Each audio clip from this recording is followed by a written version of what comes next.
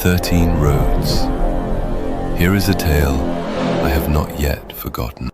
Marya Tessen killed her stepson Pieter in the summer of his 8th year and cooked him into a stew that she fed to his father at supper. And the next morning, a bird the color of bone began singing from the juniper tree at the edge of the village. And the bird sang for 7 years. And at the end of the 7th year, the bird dropped a millstone the size of a man's head on Marya's neck as she carried water back from the well. And the village of Stel buried her where she fell.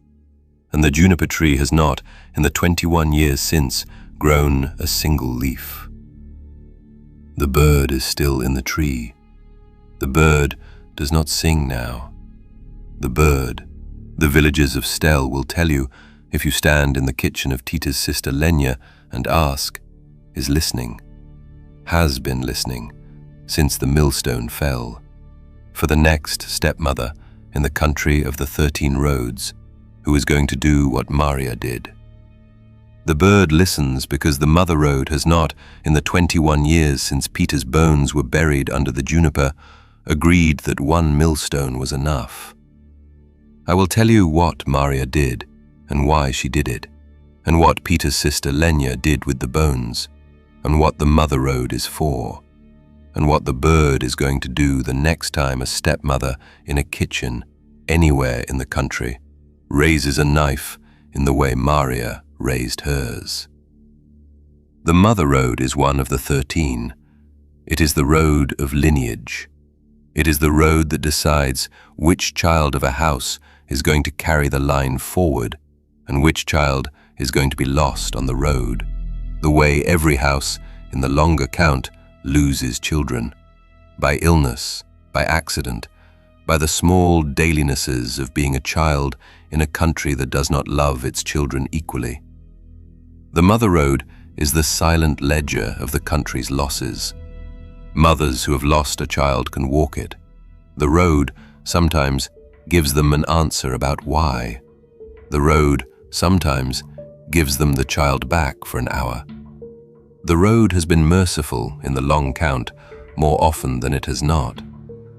The mother road is also, however, the road that judges what a mother is allowed to do. The mother road did not approve of Marya Tessen. Marya Tessen was the second wife of a stonecutter named Aloud Tessen in the village of Stel. Errol's first wife, Anya, had died in childbed 7 years before, having borne him Pieter and, 14 months later, Lenya. Errol had grieved her honestly. He had also, after 3 years, married Marya, who was 23 and quiet and pretty, and from a poor family further down the marsh. Marya was kind to Lenya. Marya, in private, was not kind to Pieter, because Pieter looked exactly like his mother, and Marya could not stand, at her own husband's table, the small, living portrait of the woman she could not be. This is the kind of thing villagers know. This is the kind of thing villagers do not say.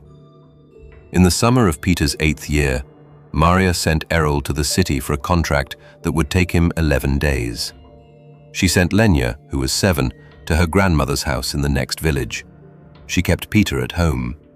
She told the neighbor she was going to teach him to bake. The neighbor thought nothing of it. On the 3rd evening, Marya called Pieter to the kitchen. She told him to lean over the chest at the back of the kitchen and find a copper pot at the bottom of it. She held the lid of the chest open. When the boy was bent fully into the chest, she let the lid fall. The lid was heavy. It broke his neck. Marya stood at the chest with her hands on the lid for a long minute. She then opened the chest. She took the boy out. She did not cry. She washed him in the basin. She cut him into pieces. She put the pieces into the largest pot in the kitchen. She cooked the pot for 2 days.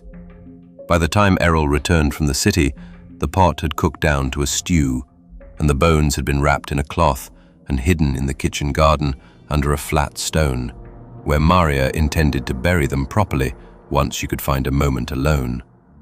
She told Errol that Pieter had run away. Errol cried. He searched the marsh. He searched the upper road.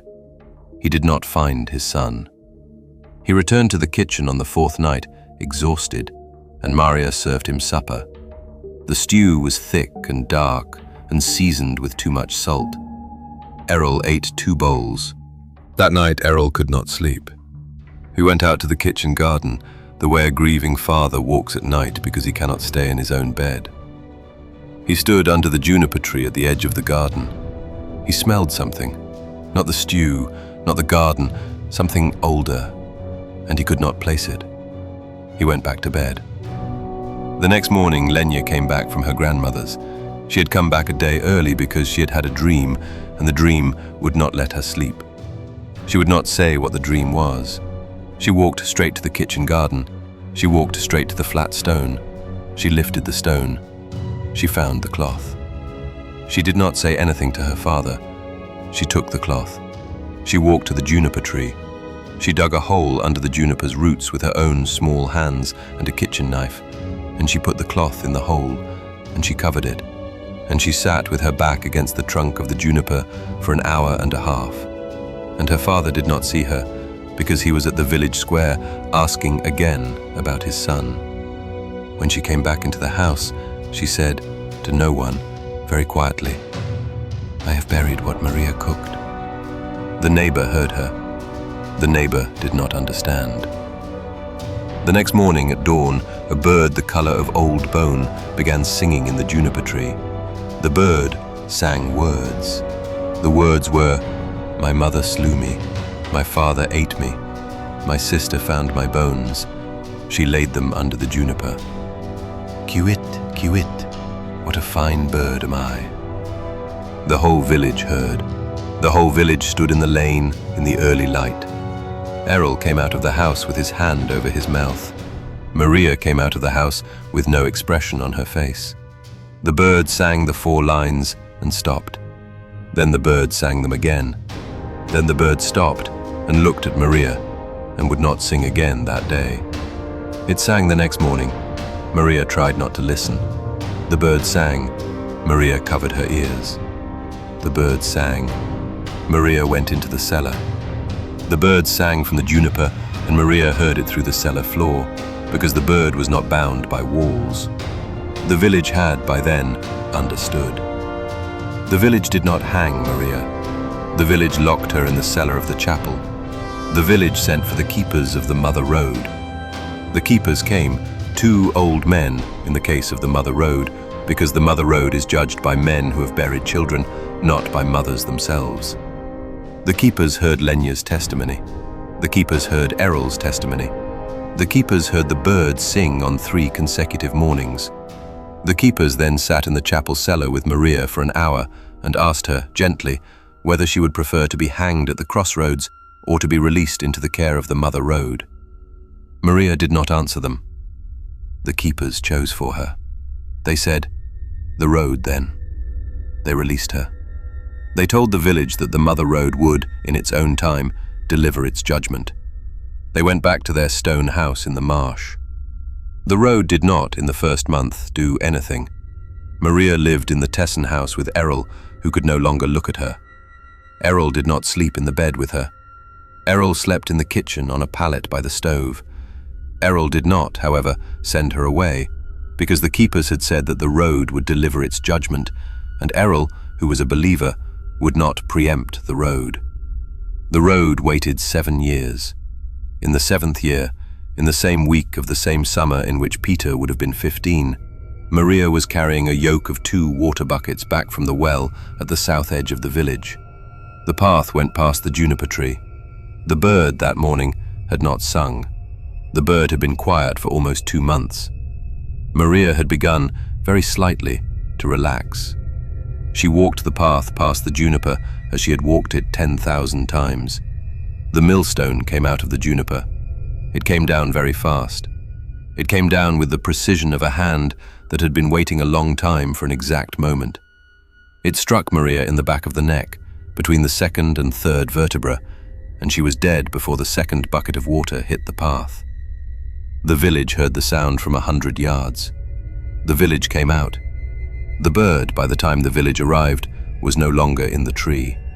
The millstone sat in the path. The millstone was the kind a granary in a town 9 miles away had been missing for 7 years. The village buried Marya where she fell.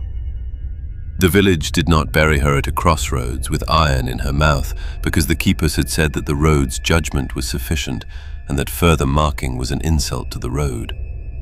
They buried her in plain earth at the foot of the juniper tree, and the juniper, which had been a strong tree for 100 years, has not, in the 21 years since, grown a single leaf. The juniper is not dead. The juniper, the villagers of Stell will tell you, is listening. The bird is in the juniper. The villagers of Stell do not see it. The villagers of Stell know it is there because twice a year a stranger comes to Stell. A woman, always carrying a child or recently having lost one, and stands at the foot of the juniper and weeps. The bird does not sing for these women. The bird does not sing for any woman, the villagers have noticed, who has not done what Marya did. I sat with Lenya Tessen last winter in the kitchen of the Tessen house. Lenya is 28 now. She is married. She has 3 children of her own, 2 boys and a girl. Her father Errol died of his heart in the 11th year after the bird sang. Lenya inherited the house. She keeps the juniper. She does not, she says, weed around it. She does not, she says, look at it directly more than she has to. I asked her if the bird had ever sung for her. She said, no. I asked her if the bird had ever sung for her children. She said, not yet. She said, the road will let me know. I have walked the mother road 11 times. I have seen the juniper at Stell twice. I have not, on either visit, heard the bird sing. I have not, the second visit, been able to stand under the tree for longer than a moment because the air under the tree is colder than the air around it, and the cold is the kind of cold a person who has lost a child knows in their own chest at the wrong hour of the night. I have not, in the 21 years since Marya, heard of another stepmother in the country doing what Marya did. I do not, however, think that means the bird will not sing again. I do not think the bird is going to sing for anyone you know. I do, however, think it is going to sing.